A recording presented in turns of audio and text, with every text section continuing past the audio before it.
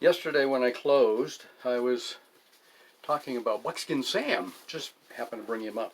Another one of my old books. The Life of Buckskin Sam. Life of Buckskin Sam. Inside I think it said Life and Adventures of Buckskin Sam. Yes. There's a picture of Buckskin Sam. This is a relatively small book. A little over 100 pages, I think. Samuel H. Noble lived here in Mechanic Falls at the end of his life. Like I said yesterday, he was born in Kennebunk. His father died, I think, when he was 4, and he and his mother took him and his other siblings to live with her parents, I think. Anyway, it doesn't matter. He left home at around age 10, 9 maybe, definitely 11, and went to sea as a chief cook and bottle washer on board a sailing vessel. He came around in 1830s, I believe he was born. He's buried down here in Mechanic Falls Maple Grove Cemetery in the military circle, around the military circle, the honor circle around the flagpole in the middle of the cemetery. He was a Civil War veteran. That's just part of his story. You can get a copy of this book. I should tell you that some of these copies that are out there are possibly difficult to read, because what they do is they scan them and then they do optical character recognition on the computer, and then they just reprint them, and some of them are pretty shabby, because when you do optical character recognition, especially with old books like this where the print might have been kind of iffy anyway, words like day, D-A-Y, can come through as clay, C-L-A-Y, because a D looks, if it's separated, it'll look like a C and an L, so you get all kinds of misspellings or strange words with some of these reprints. Anyway, public service announcement. Buckskin Sam.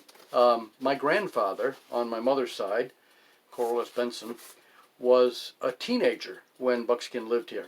Again, Samuel H. Noble is his real name. There are 2 Buckskin Sams out there.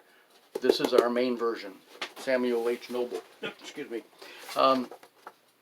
Anyway, my grandfather was a teenager when he died, and he lived in a little cabin on the side of the river. He built little boats at the end of his life to bring in some income. He had income from the Civil War. He was a veteran. And my grandfather, the town auctioned off all of Buckskin's belongings. He had no family, never married. So they auctioned off all his belongings, and my grandfather bought his hunting knife, which I have never seen. This is a picture that my cousin Bob Benson, who owned the knife, he has now passed on. His son David owns this knife. I have seen many pictures of it that David sent me. I thought it might be a Tiffany knife, because Buckskin Sam talked about buying a knife in New York City in the 1800s, or at the beginning of the Civil War. And I thought, boy, on Broadway, where Tiffany's was on Broadway, and Tiffany was a big knife and sword dealer at one time. It's not a Tiffany knife, but it's a cool knife. I would love to own it, but it doesn't belong to me. It went from my grandfather to his oldest son, and now it's down to the 3rd generation from there, with David Benson, where it should be.